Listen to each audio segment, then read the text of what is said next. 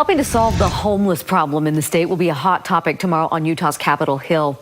One nonprofit hoping for funding helped launch a pilot program they believe is making a difference. News specialist Debbie Worthen joins us live tonight. Debbie, we're talking about the new community of MicroShelters. Yeah, we sure are. Now, Salt Lake City spent just over $600,000 to purchase these units at the end of last month.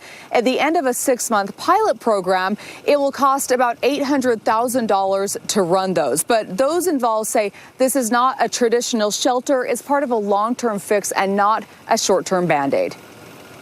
This is our bed. We can lift it up and it turns into a table and chairs. After 20 years of homelessness, This is my home. Johnny Vieira is thankful. Absolutely.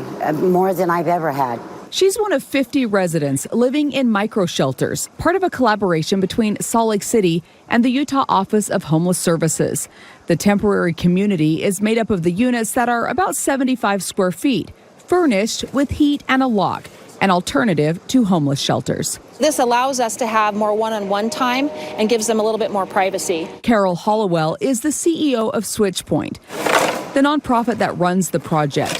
She believes the resources people get here set them up for success. A lot of the homeless population have not had the chance to connect and build a relationship up with a service provider. That's part of what they do here, but the residents have to agree to security checks and no drugs. We have rules that they are expected to follow while they're here. Cody Sanders is the site manager. We help them apply for Medicaid, Social Security benefits. We get them involved with housing resources around town. Just whatever barriers they might face to successful housing, we help them overcome those barriers. It's still too soon to know if the project is considered a success. We've only been open 31 days. I think by the end of April, we'll really have a good sense of what the data is telling us. It's like a family reunion here, you know. For Johnny, the staff has helped her find employment, I'm going to go to work with Carol. which means she can get into affordable housing. And the stability here has given her the hope she had all but lost. It's safe, secure, and it's home. It's a place to call home.